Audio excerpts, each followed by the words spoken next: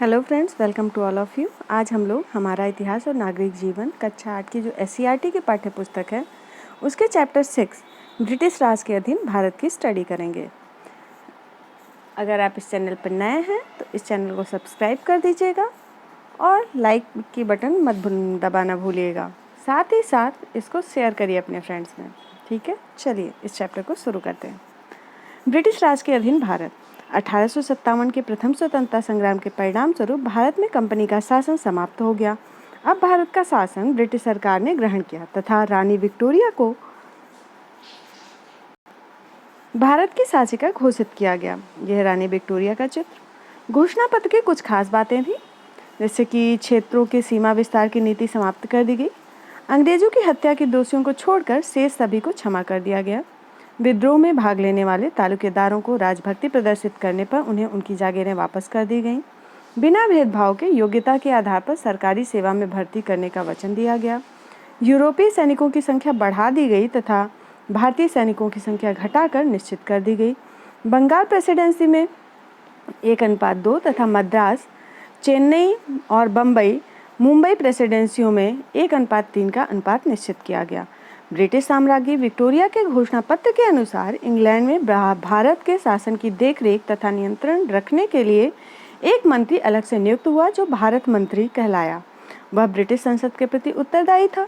भारत में governor general viceroy कहलाने लगा। पहले जो गवर्नर जनरल था वही क्या हो गया, अब उसको वायसराय की उपाधि दी गई, क्योंकि भारत में वह ब्रिटिश शासन का प्रतिनिधि था। उसकी सहायता के लिए 4 सदस्यों की समिति भी बनाई गई। साथ ही राजपूत, मराठा एवं सिख प्रमुखों के साथ साथ हैदराबाद के निज़ाम को अंग्रेजों के प्रति निष्ठा के लिए पुरस्कृत करते हुए उनके राज्यों को ब्रिटिश साम्राज्य के सदस्य राज्यों के रूप में मान्यता दी गई। किसको किसको? राजपूत, मराठा और सिख प्रमुखों के साथ साथ हैदराबाद के निज़ाम को अंग्रेज के निष्ठा के प्रति पुरस्कृत करते हुए उनके राज्यों को ब्रिटिश साम्राज्य के सदस्य राज्यों के रूप में मान्यता दी गई थी। भू राजस्व प्रबंधन के क्षेत्र में तालुकेदारों व जमींदारों को ब्रिटिश प्रतिनिधियों को मान्यता प्रदान की गई। यही लोग बाद में ब्रिटिश प्रशासन के एजेंट के रूप में कार्य करने लगे।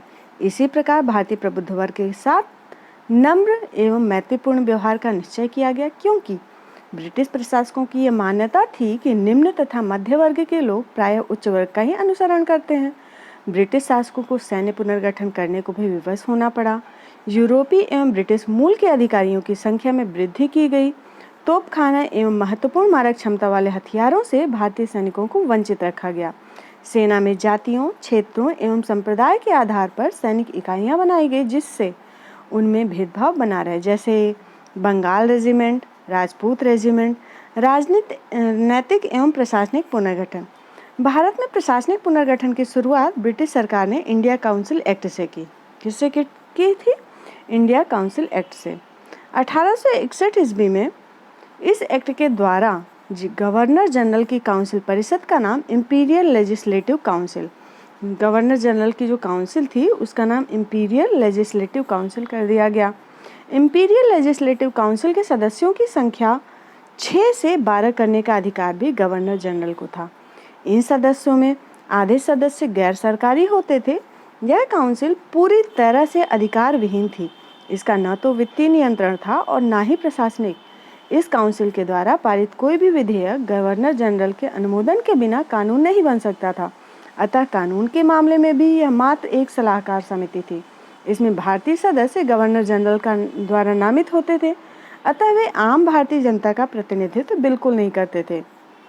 इंडिया काउंसिल एक्ट 1892 ईस्वी।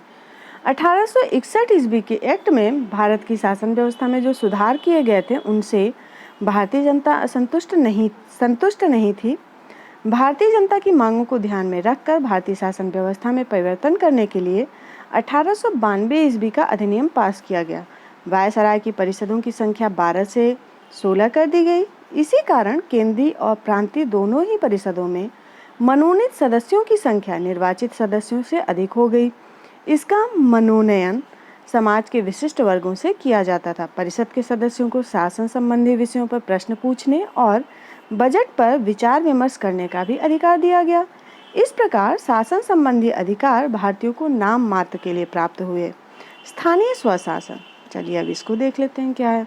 स्थानीय सरकार के संगठन में कुछ महत्वपूर्ण परिवर्तन किए गए। ग्रामीण प्रदेशों में स्थानीय बोर्डों की स्थापना की गई। प्रत्येक जिले में जिला उपविभाग तहसील बोर्ड बनाने की आज्ञा हुई।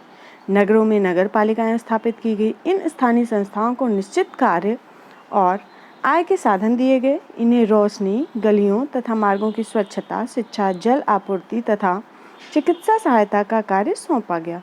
यह परिवर्तन 1883 से 85 मतलब 1883 से 85 के बीच स्थानीय स्वशासन अधिनियम पारित कर दिया गया। यही आधारभूत व्यवस्था आज भी लागू है। सिविल सर्विसेज या लोक सेवा घोषणा पत्र के तहत 1861 ईस्वी में भारतीय लोक सेवा अधिनियम इंडियन सिविल सर्विस एक्ट कब बना? 1861 ईस्वी में। ठीक है, इंडियन सिविल सर्विस एक्ट बनाया गया, जिसके अंतर्गत समस्त महत्वपूर्ण पदों पर ICS अधिकारी नियुक्त किए जाते थे। इसका चयन लंदन में होने वाली वार्षिक खुली प्रतियोगिता के द्वारा होता था। यह परीक्षा अंग्रेजी भाषा में ही दी जा सकती थी। 1853 ईस्वी तक इस परीक्षा में बैठने की अधिकतम आयु 23 वर्ष थी। बाद में इसे घटाकर के 21 वर्ष कर दिया गया, जो 1876 ईस्वी में घटकर 19 वर्ष कर दिया गया। 1863 ईस्वी में यह परीक्षा उत्तीर्ण करने वाले पहले भारतीय सत्येंद्र नाथ ठाकुर थे। कब पास किया था उन्होंने? 1863 ईस्वी में।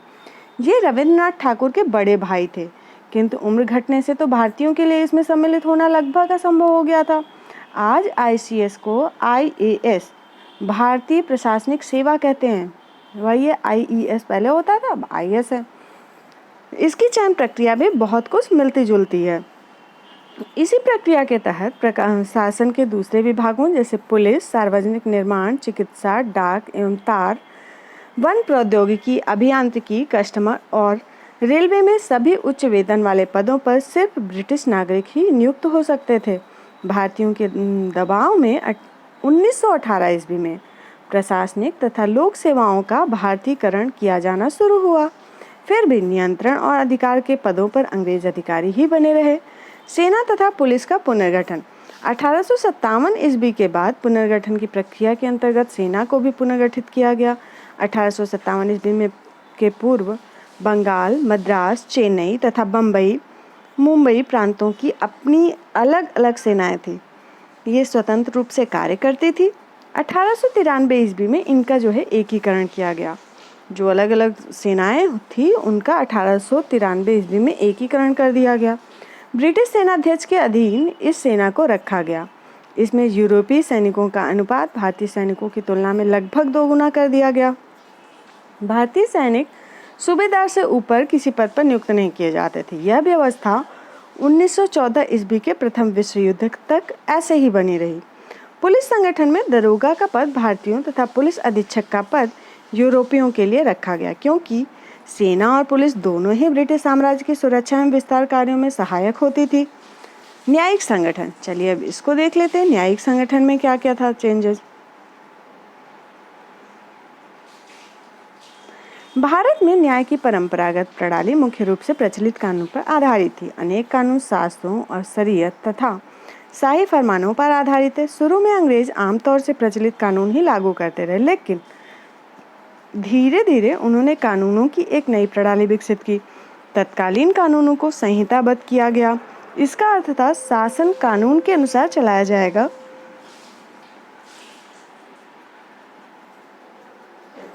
ना कि शासक की इच्छा के अनुसार। अब कानून की निगाह में सारे मनुष्य बराबर थे। जाति, धर्म या वर्ग के आधार पर बिना भेदभाव के एक ही कानून सब लोगों पर लागू होता था। पहले की न्याय प्रणाली जाति के भेदभाव का ख्याल रखती थी। जैसे यदि किसी ऊंची जाति के व्यक्ति ने कोई अपराध किया हो तो उसकी सजा किसी और जाति के व्यक्ति से भिन्न होती थी। व्यवहारतः न्याय प्रणाली अब अधिक खर्चीली हो गई थी और न्याय पाने में काफ़ी विलंब होता था। नेक्स्ट पॉइंट है वित्तीय प्रशासन। वित्तीय प्रशासन 1857 ईस्वी के बाद वित्तीय प्रशासन का भी पुनर्गठन किया गया। 1860 ईस्वी में बजट की व्यवस्था शुरू की गई। कुछ समय बाद केंद्रीय और प्रांतीय सरकारों के बीच आय के वितरण के बारे में भी निर्णय लिया गया। डाकघर, रेलवे, अफीम तथा नमक की बिक्री और चुंगी से होने वाली आय को पूर्णतः केंद्रीय सरकार के लिए सुरक्षित रखा गया। भू राजस्व, आबकारी आदि स्रोतों से होने वाली आय को केंद्रीय और प्रांतीय सरकारों के बीच बांटा गया। इससे मिलती जुलती व्यवस्था आज भी चल रही है। अदालतों में मुकदमा चलाने के लिए स्टैंप ड्यूटी नामक एक नवीन कर भी लगाया गया। 1892 ईस्वी के अधिनियम के द्वारा विधान परिषद के सदस्यों को बजट पर विचार करने का अधिकार दिया गया। अंग्रेजी माध्यम से शिक्षा देने की नीति बनी। अंग्रेजी शासकों प्रशासकों ने भारत में आधुनिक शिक्षा का प्रसार इस उद्देश्य से किया कि अंग्रेजी शिक्षा प्राप्त भारतीय उनके समर्थक बन जाएंगे। अंग्रेजी भाषा के रूप में उन्हें संपर्क भाषा प्राप्त हुई, जिसके परिणाम स्वरूप वे अंग्रेजी साहित्य के संपर्क में आए। लॉर्ड मैकाले ने जब अंग्रेजी साहित्य की शिक्षा और अंग्रेजी माध्यम से शिक्षा देने की नीति बनाई थी, तो उसका यह उद्देश्य था कि यह शिक्षा से ऐसे व्यक्ति तैयार होंगे जो आत्मा और आस्था से ब्रिटिशवादी होंगे। वास्तव में मैकाले के यह अनुमान काफ़ी सीमा तक सही निकला। फिर है पाश्चात्य शिक्षा। कंपनी का शासन प्रारंभ होने के समय देश में शिक्षा की व्यवस्था मुख्यतः पाठशाला, मकतब या मदरसे थे। उच्च शिक्षा मुख्यतः अभिजात वर्ग के लोगों तक ही सीमित थी। उच्च वर्ग संस्कृत, अरबी, फारसी, कानून, तर्कशास्त्र, व्याकरण, चिकित्सा विज्ञान का अध्ययन करते थे। देश में परंपरागत शिक्षा पद्धति ही चल रही थी। पाश्चात्य जगत के नवीन विचारों और आधुनिक विज्ञान का ज्ञान भारत लाने में शिक्षा ने महत्वपूर्ण भूमिका अदा की। अंग्रेज भारत में आधुनिक शिक्षा आरंभ करने में अधिक सफल रहे। निसंदेह आधुनिक शिक्षा का प्रसार केवल सरकार के प्रयास से ही नहीं हुआ। इस कार्य में ईसाई धर्म प्रचारकों ने भी महत्वपूर्ण भूमिका निभाई। उन्होंने कई जगहों पर कॉन्वेंट स्कूल खोले। आधुनिक शिक्षा का प्रभाव। भारत में आधुनिक विज्ञान का प्रयोग 19वीं सदी के आरंभ में हुआ। उदारवादी आंग्ल शिक्षा नीति के चलते भारत में विज्ञान, तकनीकी एवं प्रौद्योगिकी का विकास भी हुआ। इससे भारत वैज्ञानिक युग में प्रवेश कर सका। विश्वविद्यालयों की स्थापना के साथ उनमें विज्ञान विभाग की स्थापना हुई। अधिकाधिक भारतीयों ने विज्ञान को अध्ययन के लिए चुना और विज्ञान के क्षेत्र में महत्वपूर्ण कार्य किए। यह प्रफुल्ल चंद्र राय। चिकित्सा विज्ञान के क्षेत्र में महेंद्र लाल सागर का नाम उल्लेखनीय है। उन्होंने 1876 ईस्वी में Indian Association for the Cultivation of science नामक एक संस्था की स्थापना की। किसने? महेंद्र लाल सागर सरकार। ठीक, इन्होंने 1876 ईस्वी में Indian Association for the Cultivation of Science, किसकी? Indian Association for the Cultivation of Science की स्थापना की। 20वीं सदी के तीसरे दशक में इंडियन साइंस कांग्रेस की स्थापना की गई। साइंस कांग्रेस के अधिवेशनों में देश के विभिन्न भागों के वैज्ञानिक भाग लेते थे और एक दूसरे से अपने विचारों व कार्यों का आदान प्रदान करते थे। प्रफुल्ल चंद्र राय, जगदीश चंद्र बसु, मेघनाथ साहा और बीरबल साहनी जैसे कई वैज्ञानिकों ने ख्याति अर्जित की। सीवी रमन ने अपने कार्य और योगदान के आधार पर भौतिकी के क्षेत्र में नोबेल पुरस्कार भी प्राप्त किया। श्रीनिवास रामानुज गणित और विश्वेश्वरैया इंजीनियरिंग और टेक्नोलॉजी के क्षेत्र में महान भारतीय वैज्ञानिक थे। इस प्रकार भारतीय वैज्ञानिकों ने अपने योगदान से विज्ञान के विकास के द्वारा देश के विकास में महत्वपूर्ण योगदान किया। शिक्षा और विज्ञान के क्षेत्र में हुए विकास कार्यों से देश को एक नई गति और प्रतिष्ठा प्राप्त हुई। जन सुविधाओं में वृद्धि। 18वीं शताब्दी तक अंग्रेजों ने देश के धार्मिक और सामाजिक सांस्कृतिक जीवन में हस्तक्षेप न करने की नीति अपनाई, किंतु 19वीं शताब्दी के प्रारंभ से उन्होंने भारतीय समाज और संस्कृति में परिवर्तन के लिए कुछ कदम उठाए। भारत स्थित ब्रिटिश प्रशासन कुछ सीमा तक भारतीयों में आधुनिक सोच पैदा करना चाहते थे, लेकिन वहीं तक जहां तक ब्रिटिश हितों को नुकसान न हो। अतः उन्होंने भारत में आधुनिकीकरण की संतुलित नीति अपनाई। इसी नीति के तहत अंग्रेजों ने कई हजारों किलोमीटर की रेलवे लाइनें स्थापित कराई, जिससे आवागमन तेज हो सके व व्यापार को बढ़ावा मिले। अंग्रेज ठंडे प्रदेश के रहने वाले थे और उन्हें भारत में पड़ने वाली गर्मी को सहन करने की आदत नहीं थी। अतः उन्होंने अपने व अपने परिवारों को भीषण गर्मी से बचाने के लिए भारत में नए नगर जैसे नैनीताल, शिमला, दार्जिलिंग आदि बसाए। अंग्रेजों ने भारत में नहर व कुओं का भी निर्माण किया, जिससे ज़्यादा से ज़्यादा खेतों को सींचकर उत्पादन बढ़ाया जा सके और भू राजस्व की अधिक से अधिक प्राप्ति हो। पहली रेल जो है 1853 ईस्वी में बोरीवली से थाने के बीच में चली थी।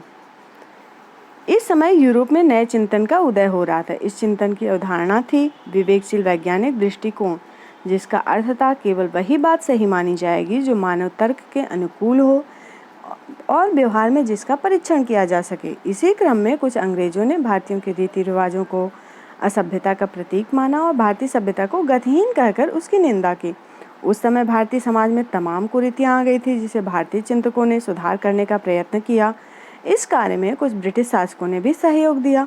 यद्यपि उनकी नीति धार्मिक मामलों तथा रीति रिवाजों में कम से कम दखल देने की थी, अंग्रेजों द्वारा भारतीय हितों में किया गया भारत में आधुनिकीकरण अप्रत्यक्ष रूप से भारत के लिए लाभप्रद सिद्ध हुआ। अंग्रेजों द्वारा लागू की गई पाश्चात्य शिक्षा ने भारतीयों के संकुचित सोच को तोड़ा और उनमें नई दुनिया की ललक और जिज्ञासा जागृत की। पढ़े लिखे भारतीय समाज की बुराइयों का विरोध करने के लिए एकजुट होने लगे। नई सोच और विकसित ज्ञान ने समाज में फैले कई अंधविश्वासों और कुरीतियों को तोड़ा। रेलगाड़ियों ने आवागमन को न केवल सरल व सुरक्षित बनाया, अपितु यह छुआछूत व जाति प्रथा को समाप्त करने में भी सहायक सिद्ध हुआ। चलिए और भी कुछ पॉइंट्स हैं, उसको देख लेते हैं हम लोग। 1853 ईस्वी में अंग्रेजी भारतीय प्रशासन की सरकारी भाषा बनी। शिक्षा के प्रसार हेतु 1904 में भारतीय विश्वविद्यालय अधिनियम पारित हुआ। आज भी कई जगह मोहल्ले कुछ अंग्रेजी प्रशासकों के नाम पर पड़े हैं, जैसे रॉबर्ट्सगंज, एलनगंज, जॉर्ज टाउन।